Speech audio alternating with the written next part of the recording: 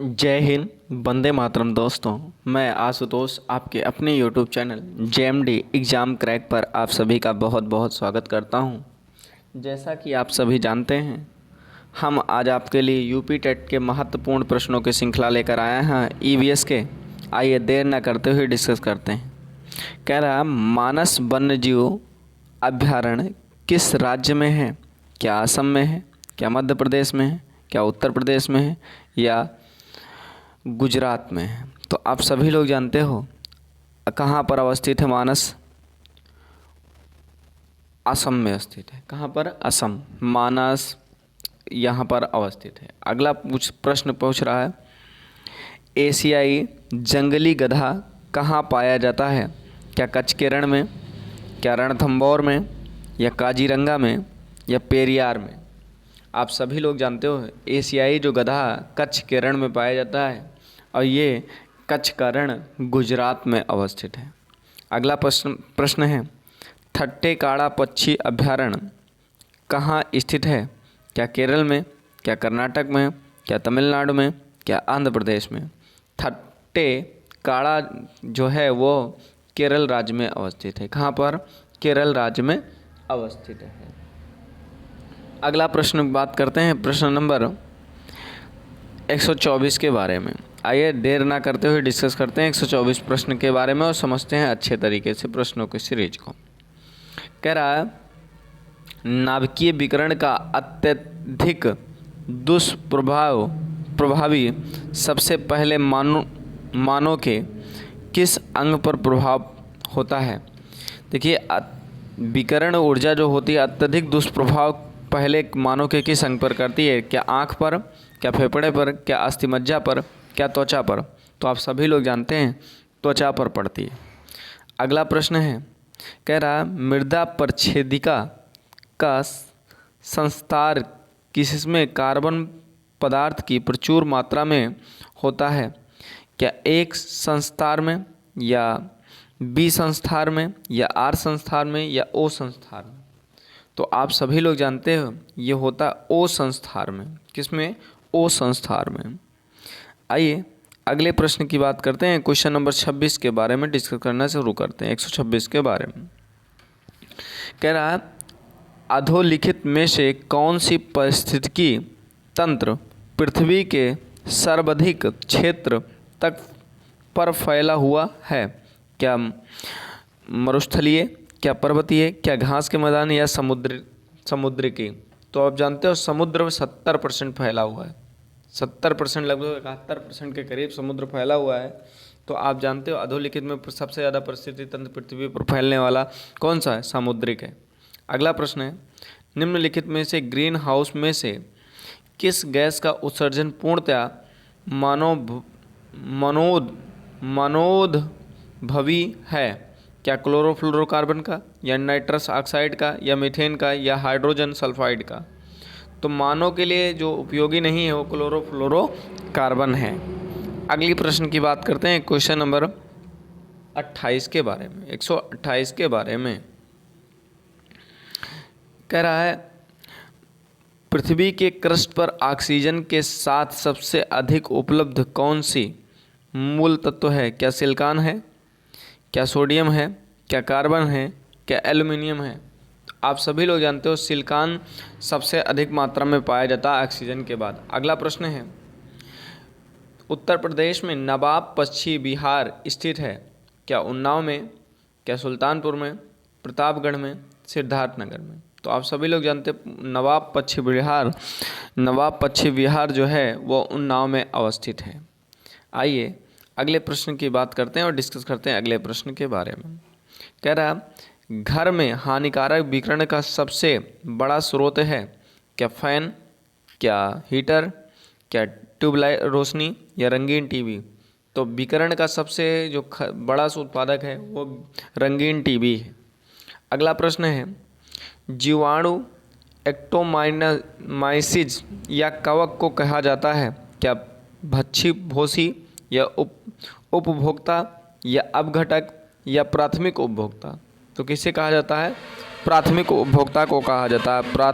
अपघटक को कहा जाता है। आइए देर ना करते हुए अगले प्रश्न की बात करते हैं। क्वेश्चन नंबर है, थोड़ा सा डिस्कस करते हैं क्वेश्चन नंबर के बारे में। क्वेश्चन नंबर 32 है, कह रहा है, आइए डिस्कस करते हैं देर ना करते हुए। ध्यान दीजिए क्वेश्चन को। कह रहा है किसी भी परिस्थिति तंत्र में से कौन सा सर्वाधिक सर्व से ऊर्जा का उपभोक्ता है? क्या प्राथमिक, द्वितीयक, या प्राथमिक उपभोक्ता या प्राथमिक उत्पाद, ये सब कह रहा है। ध्यान दीजिए किसमें परिस्थिति तंत्र में सर्वाधिक ऊर्जा का उपभोग है? तो आप जानते हो उपभोग करता है तो प्राथमिक उत्पादक ऊर्जा सर्वाधिक लेता है सूर्य से। ध्यान दीजिएगा। अगला प्रश्न है, नए समुदाय का किसी खाली स्थान की ओर आक्रमण होता है। नए समुदाय का खाली स्थान की ओर आक्रमण होता है, अभिगमन कहलाता है, प्रतियोगिता कहलाता है, या प्रतिक्रिया कहलाता है, या जलवायु कहलाता है। देखिए खाली स्थान पर गमन क्या कहलाता है? अभिगमन कहलाता है। क्या कहलाता है? ऑप्शन नंबर ए अभिगमन कहलाता है। आइए अगले प्रश्न की बात करते हैं और क्वेश्चन नंबर 134 के बारे में कह रहा है, लवणीय मृदा में उगने वाले पादपों को कहा जाता है। क्या हेलोफाइट, या कैम्जमोफाइट, या ऑक्सोलोफाइट, या लिथोफाइट? तो जानते हो किसे कहा जाता है? ये कहा जाता है हेलोफाइट को कहा जाता है। अगला प्रश्न है, कह रहा वह कौन सा प्रथम भारतीय राज्य है जिसमें प्लास्टिक के थैले के उपभोग पर पूर्णतः रोक लगाई गई है? हिमाचल प्रदेश है, हरियाणा है, पंजाब है, राजस्थान है। आप सभी लोग जानते हो इसमें लगाया गया हिमाचल प्रदेश पे सबसे पहले लगाया गया। आइए अगले प्रश्न की बात करते हैं और समझने का प्रयास करते हैं। कह रहा है विश्व में सर्वाधिक लवणता पाई जाती है। क्या ग्रेट साल्ट लेक में, या प्रशांत महासागर में, या मृतक सागर में, या वार्न झील में? तो यहाँ पर सबसे ज़्यादा वार्न झील में पाई जाती है। अगला प्रश्न है, कह रहा धरातल पर तापमान का सर्वाधिक यौम वितरण किया जाता है विषुवत रेखा द्वारा, वायुमंडल द्वारा, या देशांतरों द्वारा, या अक्षांशों द्वारा? तो आप सभी लोग जानते हो सबसे ज़्यादा जो किया जाता है धरातल पर तापमान का निर्धारण तो अक्षांशों को द्वारा किया जाता है। किसके द्वारा? अक्षांशों के द्वारा किया जाता है। किससे? अक्षांशों के द्वारा किया जाता है। अगला प्रश्न है, लौटते हुए मानसून द्वारा किस प्रदेश की वर्षा प्राप्त होती है?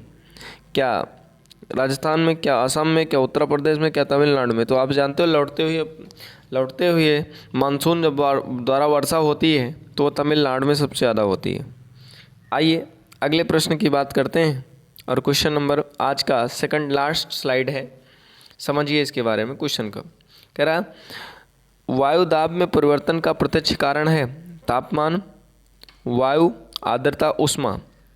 आप सभी लोग जानते हो तापमान में जब वृद्धि या कमी होती है तभी वायु दाब बढ़ता या घटता है। अगले प्रश्न की बात करते हैं, सिल्वर आयोडीन उपयोगी क्योंकि यह सहयोगी है कृत्रिम वर्षा में, खाद्य में, चिकित्सा में, वृक्षारोपण में। तो सर्वाधिक ये किस में होता है? ये किस में होता है? तो कृत्रिम वर्षा में। अगला प्रश्न है और आज का सेकंड लास्ट प्रश्न, आपको मेरे द्वारा ये पढ़ाई गई प्रश्नों की सीरीज कैसी लगी कमेंट करके जरूर जवाब दें। प्रश्न है, जनगणना 2011 के अनुसार उत्तर प्रदेश की जनसंख्या कितनी है? क्या लगभग 20 करोड़, या 21.7, या 17 करोड़, या 17.65 करोड़? तो आप जानते हो लगभग 20 करोड़ के करीब है उत्तर प्रदेश की जनगणना।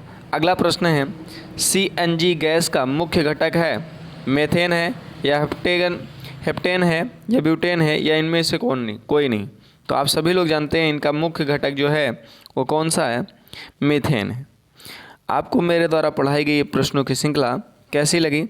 अगर आपको अच्छी लगी हो तो चैनल को सब्सक्राइब कर लें और अपने मित्रों तक अधिक से अधिक शेयर कर दें ताकि आने वाला वीडियो और अच्छे से कंटेंट से साथ आपको मिल सके। मिलते हैं नेक्स्ट वीडियो में। तब तक के लिए जय हिंद, वंदे मातरम दोस्तों। अपना बहुत बहुत ख्याल रखिएगा। मिलते हैं नेक्स्ट वीडियो में। धन्यवाद।